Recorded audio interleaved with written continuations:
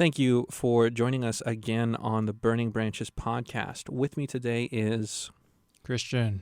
And Kenny. Scott. And Darius. And I'm David. And today we're going to be talking a little bit about navigating your emotions, especially as a man, and how they can affect the world around us. So we were talking a little bit today about how our emotional response to things can really affect the outcome of the situations that we're in, and how they can affect our ability to minister, and how, our unwillingness to deal with things that cause an emotional reaction can really prevent us from growing, and how once we hit that milestone, how once we learn to break through and give those things to God and navigate them in a healthy way and integrate them, we can really be a complete Christian, and about how we can kind of push forward through that and really accelerate the growth that God has planned for us. I want to kind of exhort anybody out there. This is kind of a difficult topic for a lot of people, and I would really encourage you to just listen in and don't forget to join in the conversation. You don't have to get super personal, but if you want to leave a comment on YouTube, leave a comment on Facebook, or join with us on Instagram, even shoot a DM. If you've got something you want to pray for. This can be a difficult thing, especially for a lot of guys, because a lot of us we want to be strong, we want to be masculine, we don't want to be weak or perceived as weak. We don't want women to see us cry because we want to be that tough guy that they can rely on. But you know what? There's a place and a time for dealing with emotions, so you can be a fully integrated person, so that you can approach life with the proper passion that it deserves.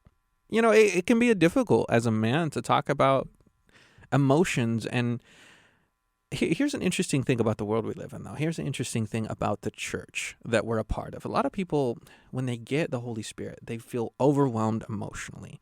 And there's a reason for that, right? And it's like, well, does God cause emotions? Well, God's affecting your mind. You're getting rebirthed in the Spirit. You're getting a new spirit. He's breathing life in you. And there's going to be a natural emotional reaction as your insides begin to be changed and filled in ways that you didn't know they could be, as your mind is filled with new thoughts, as you're renewed in the mind. That's going to cause an emotional reaction, And so you really have to consider and think. It's like a lot of people think, oh, that emotional high that I got, that's God. Well, no, that's caused because of God, So, but just like that, God can be with you in your emotional state, in your weakest state, and when you're crying out, God can lay burdens on your heart that birth emotions out of you that you didn't know you had. He can give you burdens and things like that, and we don't have to get too deep into that, but the emotional state of man is a very important, a very central piece that not a lot of people like to touch on because it's so personal, it's so intimate, and you feel vulnerable. It is. It sounds very vulnerable in that regard, because I think emotions are something that's very tricky. It's really, really tricky to consider emotions. And I've heard other quotes. I've heard people talk about like emotional intelligence. And I think it's a very, very intrinsic part of our human nature that every man needs to focus on as well. And what does it mean to be emotionally intelligent? What does it mean to have a higher emotional IQ? I think to be emotionally intelligent is to be able to recognize specific emotions that you're feeling at specific points or specific moments in your life, and also being able to recognize other people's emotions as well.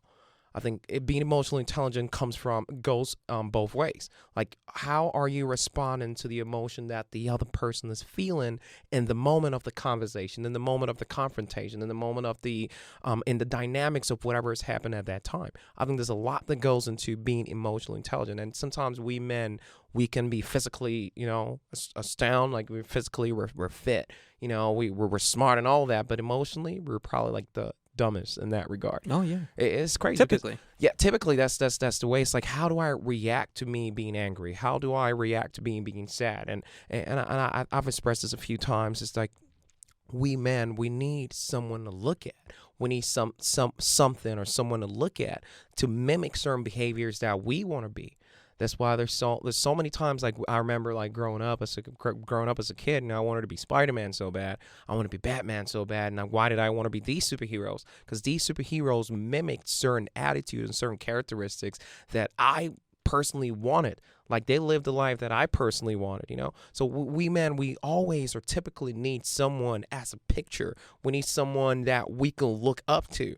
And most of the time in our family circle, fathers don't exemplify too much of an emotion around this. Like I don't think I've ever seen my dad sad. I don't think I've ever seen my dad like express like an extreme amount of like emotion. Like I remember when I graduated, it's like, you know what, son, good job. That's all I got. You know what I'm saying? Like it's not like it's very opposite to who I am. I'm like, oh my God, dude, that's awesome, man. I'm proud of you. Like, come here, man. I'll hug you and all that stuff. Like most dads don't. I can't say most dads, but at least from my perspective, from what I've experienced, like there's not a level of like emotional exuberance or emotional expressions when it comes to like masculine figures. And so we growing up in those environments, it becomes really hard for us to subconsciously pick these up as we grow. So like I wake up and now I'm emotionally dumb. I don't know how to react to certain things. All right, what? Your friend just graduated? What do I do? What do I say? Do I buy him a gift? Do I hug him? Do I act excited? Like I don't know those things. So I think that there's this fine line between knowing how to react to other people's emotion during specific moments that every single one of us need to really, really be in tune with. And so emotional intelligence is something I think is very important to our everyday conversation. Absolutely. And I think you alluded to something earlier when you mentioned, you said, we can be physically fit. We can strive physically. We can even strive like intellectually. Yeah, like, we want to build ourselves educationally. We want to build a skill set. But how do you put in reps to get all that? It's practice. You want to learn a language, Constant practice every Yep, single yep, day. yep, You want to get strong, practice every single day. You want to get good at carpentry, you practice every single day. So let me ask you, like, how do you think one practices getting better emotionally? Like, how do you do your reps there? What do you do? You just cry every day? Like, question. do you put on a sad movie? What do you think is intrinsic there? That's a good question, because when I really think about it, I'm like, that's a question I've personally asked myself. Yeah. And the beautiful thing about this is, like, I have 4 men together that I can watch. Like, I can listen to each one of you guys' stories and see what I can take from those conversations. But when I really think about what the things that I've been working on, or God has been working on me on, is the fact that I need to recognize certain emotions that I feel in certain moments. Because sometimes I don't even know what I'm feeling. Sometimes I don't. It's like sometimes I can be emotionally so detached from certain things that physically I can react to whatever is happening, but emotionally I'm super detached from it. It's like, oh my God, you lost your job. I am so sorry. I'm so sorry you lost your job. But emotionally, I'm not attached to that feeling there. And why am I emotionally detached from it? But physically, I'm manifesting, and I'm telling you that. Physically, I'm manifesting. I'm telling you that, hey, you know what? I know that you just lost your job. I'm sorry about it, but emotionally, I'm not attached to that situation.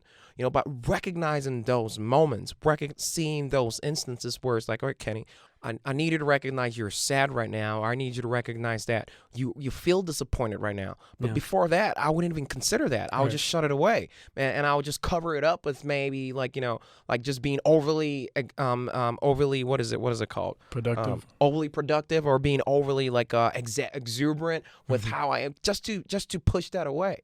But only to not deal with it ever, but usually just comes back to bite you.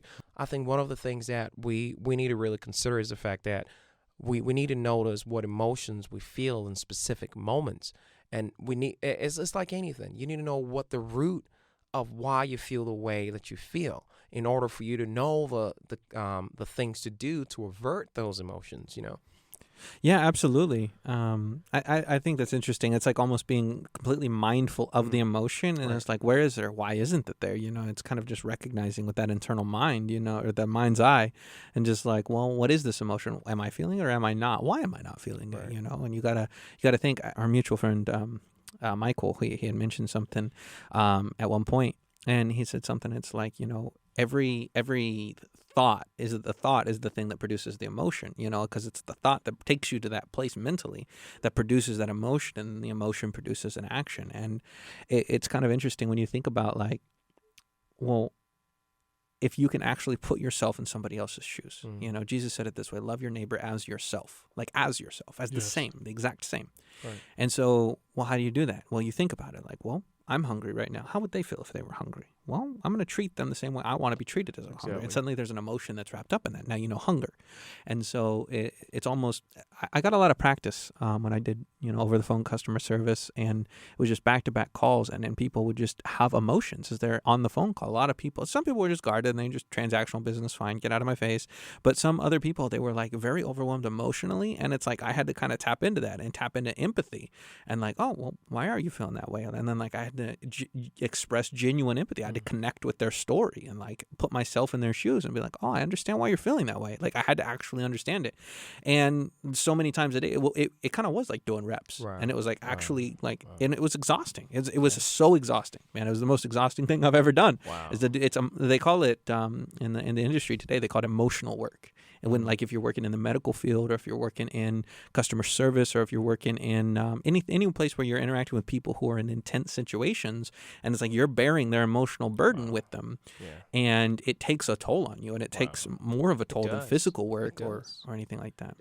I like the fact that you talked about tapping into the empathetic part of them, because sometimes that's what you need. And I don't think there's enough we don't create a better environment for men to be very expressive of how they feel about certain things. It's like something happens, and as a man, if you cry, or if you show any sign of just saying, like, sometimes you're just tired, you're depleted. Sometimes you don't want to go to work, or sometimes you just want to be at home. Like if you show any of those signs, you're looked at as lazy, or you're looked at as incompetent, or you're looked at as you can't provide for a family. And I think the way society categorizes men, or the way society portrays men in certain movies, or the way society portrays men in certain like YouTube videos, or certain TikTok videos, or certain any form of social media platform, they portray men to be like weak people. They portray men to be like you like mentally weak, stupid, mentally weak or stupid. Like sometimes I watch a movie, and the father in the movie is just someone that like they just like a doormat. They just walk over him. Like that's what kids are growing watching. That's what these teenagers are growing up watching. So they look at these men like, okay, this is a man that's not going to provide for my family. It's like there's stats around that say like most African American most African American men are not there for their kids as much. But there are some African American men that are there for their kids. Yeah. They don't portray that in those. Nobody sees them. Nobody sees them. So they don't portray that in those instances. So like every kid growing up, or every man growing up and seeing that, it's so hard to live up to this standard that's been set for certain men. And it's like, okay, I'm tired, and I've been carrying all these weight on my shoulder. I just want to take some of this weight off. And as soon as you do that, sometimes you're considered as not being good enough. As considered as being like you're not responsible. You're responsible, but sometimes you're just a tired man. Yeah, I think it's very important that you do have godly men to look to. Yeah, even in a home setting, in a family setting. You mentioned our friend Michael. Me and him were talking, and it's very important to have a godly man to follow in your life, someone to look up to, especially in a family setting. And I believe that you can duplicate a lot of things that they implement in a family setting as well. So, Kenny, I was thinking about what you were saying earlier about, how do we learn to recognize those moments in our life when we see that we're emotionally weak. And I suppose a tip that I've sort of heard and been trying to implement in my life is notice those times in my life where I try to run away from situations. And I remember it was maybe a few weeks ago. And, I'm just not really a talkative person. And sometimes I'll just avoid conversations. And I remember, I was coming home from work or something. And I saw that my neighbor was coming home from work at the same time. And, I could have stopped and made conversation. Like, he's a friendly guy. But I just sort of made it a point to get out of my car a little faster than usual and get inside the house. And it was in that moment as I'm like, quickly gathering my things like, wait, why am I running away from this situation?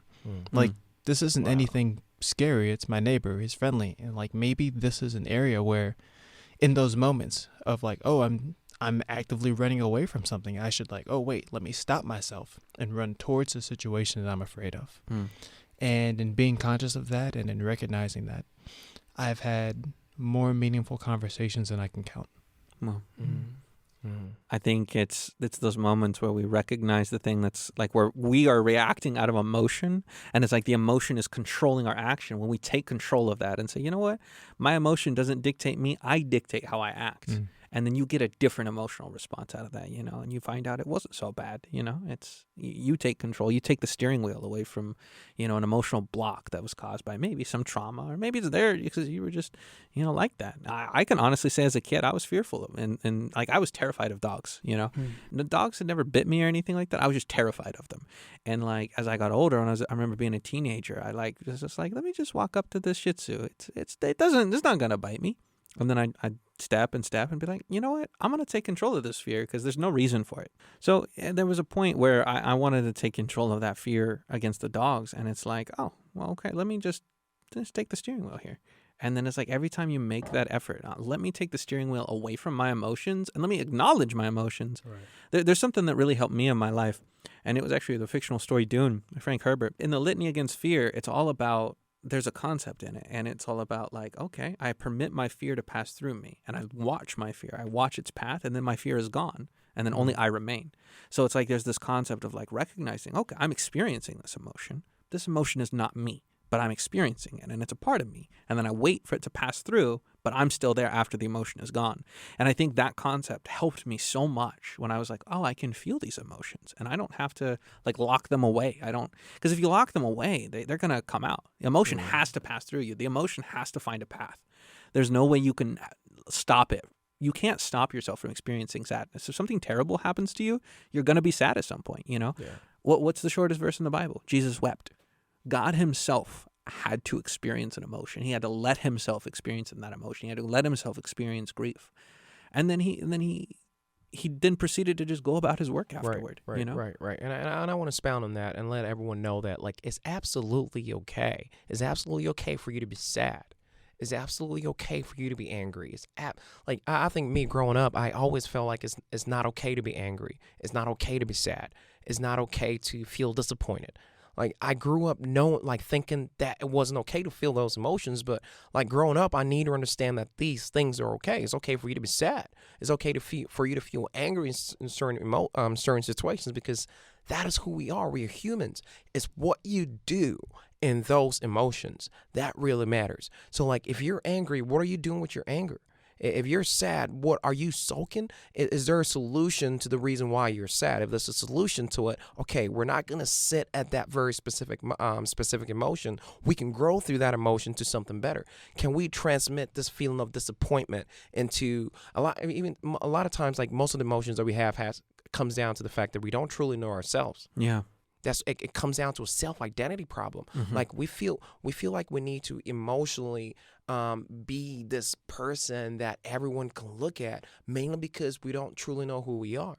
And I think it possibly could be the second step after identifying the specific emotion that we're feeling. The second step will be getting to know who you truly are. Mm-hmm. Like we need to understand who we are, because if you understand who you are, you know certain conversations to avoid.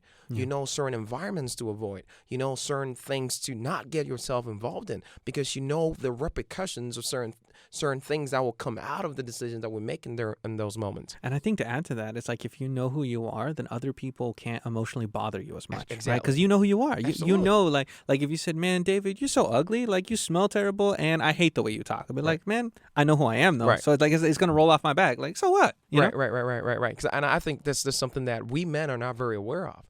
And that's something that I'm coming into a realization of over the past year. I'm understanding who I am in regards to who God created me to be as a man. Until the more I start to understand that, the more I understand that there are certain emotions that are okay. There are certain emotions like you need to be angry as a man. Sometimes anger causes us to change. Yeah, that's sometimes true. Like being angry about the right things causing us to change. Or sometimes like, why are things the way they are like this? Like why should things be this way? That's a form of anger. Like you that's a form of anger that I think every man needs to have in order to take the right actions to change the things that they need to change. I think that, emotional passion as we present things to God can be something Right. too. It's like, because if you mean something, you're going to go to God and be like, Yeah. God, like, this is affecting me. Like, please do something about it. It's going to cause you to be fervent in your prayer. It's going to cause you to really approach the throne and petition for what you need. You know what I mean?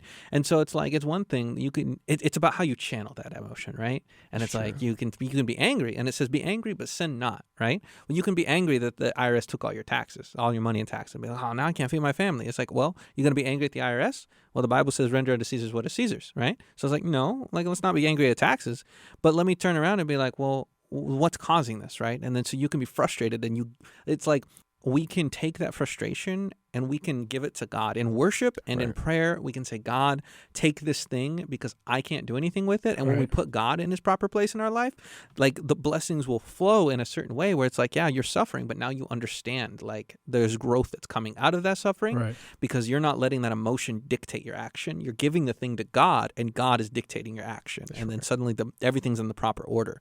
So I think it's about, it's about taking that emotion and focusing it and knowing who you are, just like you said, like knowing who you are, and then knowing, like, I can feel these things. It's okay to feel these things, but what am I going to do with it? You know what I mean? I like what you talked about. Like, you kind of hit on the fact that there's a lineage that comes to how, like, who we men need to submit to. Yeah. Like, if we're in constant submitting to God, we know who to go to in certain moments of our lives. You know who to go to when we're feeling angry. We know who to go to when we're feeling sad or disappointed. Right. And so, like, it might be an encapsulation of what a man needs to be in order to handle certain emotions that's thrown at them.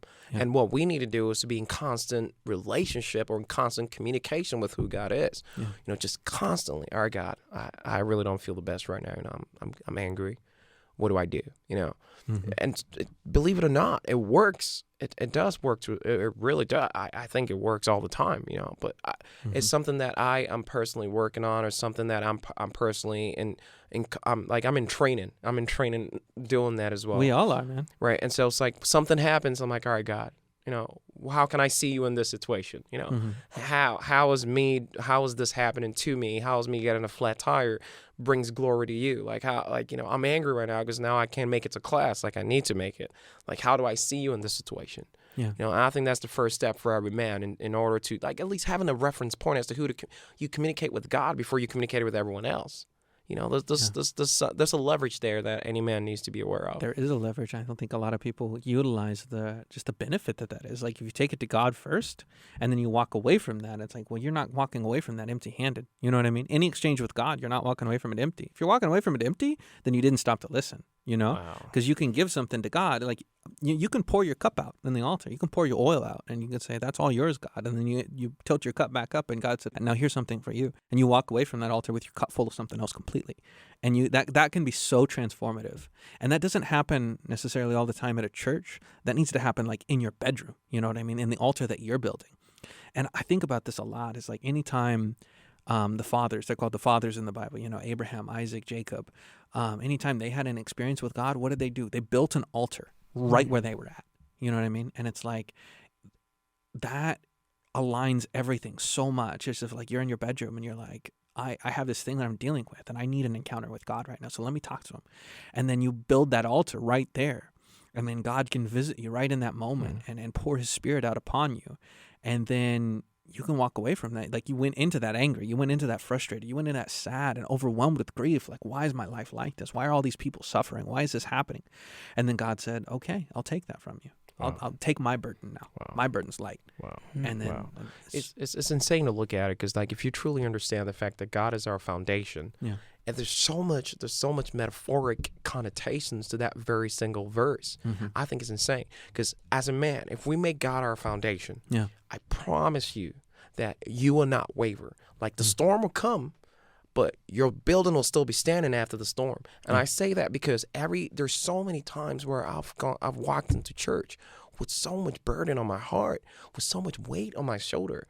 And I walk into work and literally I raise my hands and say, thank you, God.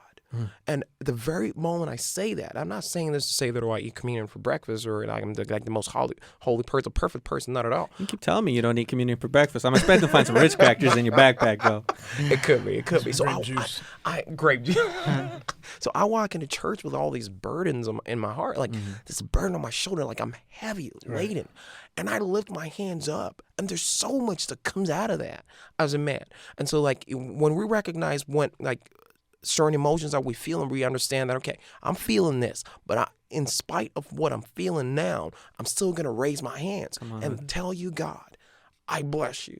Praise you, God. And there's so much that comes out of that. It's like, okay, I've acknowledged what I feel right now, but I'm going to disregard what I feel right now, even though after acknowledging it, I'm going to say that, God, in spite of what I feel, you are king.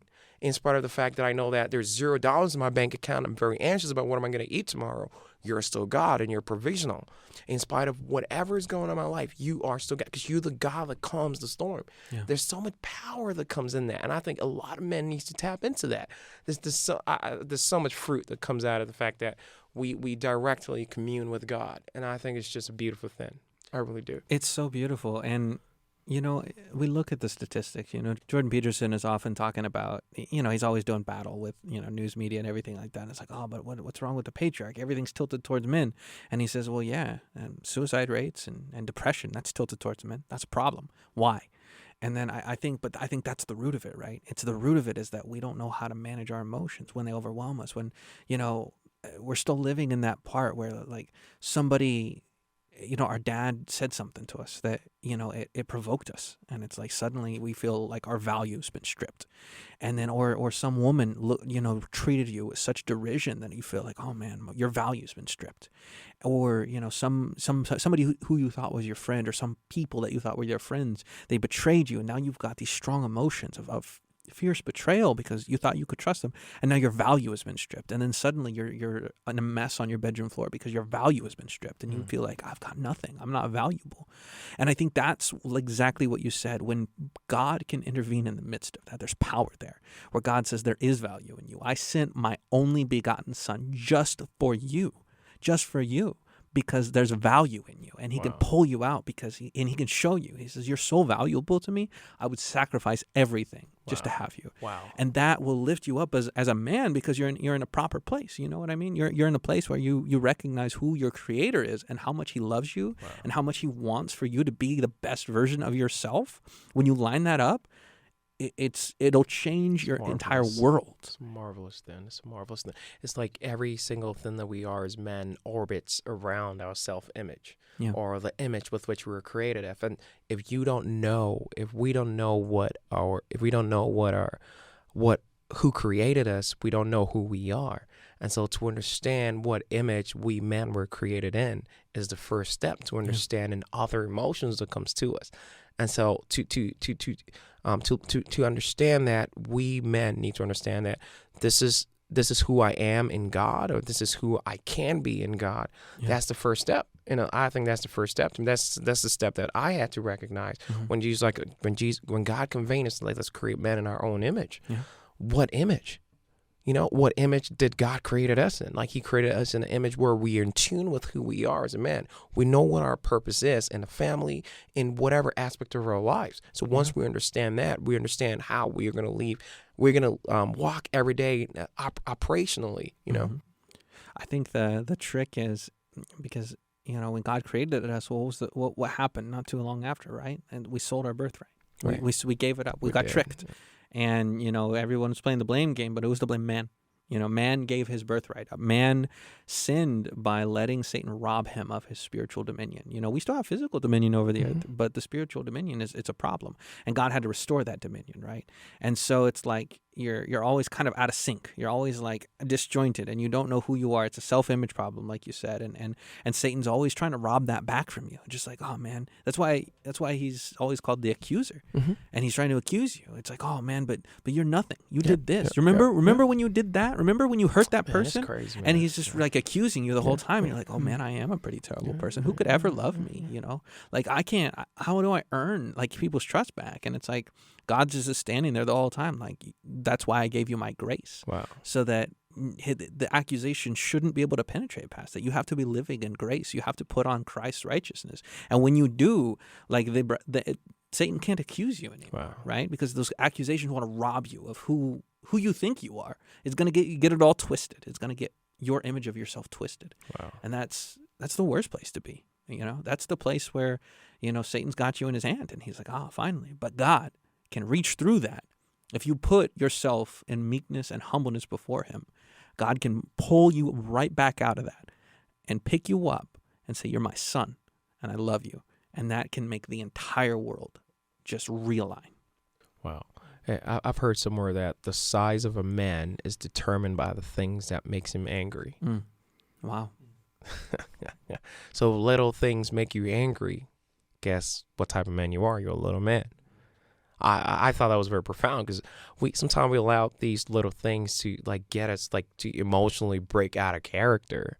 And I think we men need to understand that we need to always be we're always on stage. Mm-hmm. We need to be in character, like the lights, camera, action all the time, And so what things gets us angry? Once we start noticing those little things, that, okay, there's certain aspects of it that that needs work. If little things are getting you angry, then you're really not a man, You're a man, but there's certain things that shouldn't get us to break us at all. Mm-hmm. And I've been there where little things have broken me so many times. Like someone says something and it just hurts my ego so bad, or it hurts my it feels like it hurts who I am, and I gotta lash back. And it's like, that's a little thing. Whatever they say it definitely does not tell you who you are. No. You could say, David can say something about me. You could say something. It doesn't mean that's who I am. Is whatever I tell myself that I am, or whatever God tells me that I am, that's what I am. And once you understand that, it changes. Yeah. Everything changes. I want our listeners to understand that when we talk about these things, it's not from a place of perfection. No. These are things that all we men are constantly working on. And I don't want anyone to get the wrong idea that, these men or people that know us personally feeling like, no way. You don't have this down yourself. No, I don't. But I'm constantly working on that. It's practice. It's reps. That's what a true man is. We alluded to earlier. You got to constantly keep working on your mental strength. It's a constant work. It's my favorite thing to think about, like patience, right? Patience is a fruit of the Spirit, right? And exactly, we're always talking about what's the fruit for? It's for other people. Yep. You're supposed to be patient for other people, right? Well, then what is patience and how do you get it? And I've always thought of patience as like it's a muscle. Mm-hmm. Patience you have to work out so that you have more patience. Why? So that you have more patience to help somebody else, so that when somebody else is yelling at you, you'll be patient about it. When somebody else is being a little overzealous about, how they're treating you, you can be patient with it. Or when somebody is just acting a fool, you can be patient with them. Why? Right. That fruit is going to be for them. But you have to work it out. You have to build that patience in yourself so that you can help other people with your patience. Mm-hmm. And so you got to put those reps in. Right. Since we're talking about emotions, it's just reminding me, you respond to how somebody says something to you or how they act towards you. You are responding to that. And I know, growing up, just playing around and running through the house and stuff like that, my friends or whatever, you can say something like, "Oh, you made me mad. I didn't like the way you did that." Nobody can make you mad. It's a choice. Oh, yeah. You choose to go that route, or you can just get back up and hey, it's okay. It might happen again, but that doesn't mean you have to revoke to anger. It's a choice. Mm-hmm. But I feel like God brings us to those places again, and He brings us to these same places. Somebody cut you off in traffic. He's doing it to see how you're going to respond. Yeah. What are you going to do now? You going to get out the car? No, I don't think that's wise. That's not the wise thing to do. So you can just not look, and, if it's an accident that happens, you exchange information and go about your day. You don't have to act crazy because there is repercussions due to our choices and our everyday decisions. And you have to kind of, us as men, we have to kind of be 10 steps ahead a lot of the time. It requires us to just be on a curve, be on a fence about things, and not to act act out right there in that moment, but really be mindful. Mindful. Yeah, really being mindful of how your interaction can change someone's view or their attitude towards a situation. I think we were talking about this idea, or maybe I heard this idea earlier before, but it's this idea that in this time and age that we live in with the internet, that you will connect to about 100,000 people in your lifetime. And so what that means is that if you have an idea, and I share that idea with one person, that idea has essentially been shared with 100,000 people. And if that person shares that idea with one other person, essentially that idea has been shared with 1 billion people. And I think it works the same way with emotions. Like there's the example you just gave, like with getting cut off and there's the accident. Like if you were to go into that situation angry and hostile and upset, and, what if that person took that situation and said, all right, I'm just going to act that same way, the next time that happens to me. Like essentially there's the chance that that action could be repeated 1 billion times. But instead, if you went in there with grace and with mercy and with love and with care and with understanding, like imagine if that was repeated 1 billion times. Right. Like that's just how powerful your actions can be and your words can be. Yes. Wow. That was good. That's very powerful. That's a very powerful thought. And if you think about it, like that's what Jesus did, right? He stopped the cycle. He just stepped in. There's all these men doing foolish things and they're repeating that through their children and the people they're interacting with and all these wars and suffering. And Jesus just stepped in and he says, I'm going to bring a stop to it. And we're going to offer a chance out of all of this so it doesn't repeat itself, man. And that's powerful. There's this interesting thing that me and Scott were discussing. And it's like when God delivers you out of an addictive mindset, it's like you go into the addictive mindset and you're like, oh, this is going to bring me peace. This is going to bring me relaxation. This is going to fill that void. This is going to help me with that numbness. It's going to help numb it and I'm going to feel good about it. But then the problem is that it perpetrates itself to where suddenly it actually makes you angrier. It makes you more anxious. It makes you in your head more. You're suddenly, if you don't have that thing, you're worse than you were before you ever got introduced to it. And it's like, anybody who's ever been addicted to anything, and it could be a sexual addiction, it could be a chemical addiction, it could be an emotional addiction. Once you become so reliant on that thing where it's like, wow, this is actually causing negative spirals. And when God delivers you out of that and there's peace in your life all of a sudden that you never experienced before, it interrupts that emotional cycle. And so it's like that stepping out of addiction and into deliverance does so much to change the entire world around you and the way that, you're affecting your atmosphere and you're affecting your environment, where you work, your family, everything. It just rearranges everything because that peace goes before you and not anxiousness, not all that stuff, because the addiction, it seems tempting, right? And this is something that I wish somebody would have, I wish I would have understood. I'm sure people tried to tell me, but I wish I would have understood it as a younger man.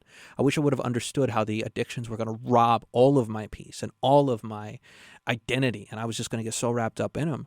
I had to wallow around in the mud for a while, and God finally delivered it. But once I tasted that deliverance, I'm like, this is so much different. This is so much better. But there was so many emotions that were wrapped up in it. And it was like, I wanted to feed the numbness, but it wouldn't be fed. It was like, it was numb for a moment, and then I was worse. I was angrier. I was more anxious. And it's amazing how peace can interrupt that, and God's peace can come over you, and you're just, you step out of that, and you have an opportunity to just be away from it.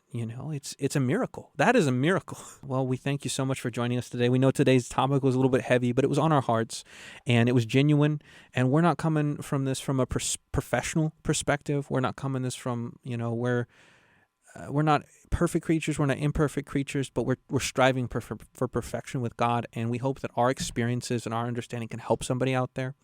Don't forget, you can interact with us on our Facebook page. Don't forget to leave a comment, like, subscribe, and tell us what you think about these things. Check us out on YouTube, subscribe, leave a comment, share, like. All right. Well, don't forget as well to leave a review on Apple Podcasts, The Burning Branches. Follow us on Instagram at burning_branches.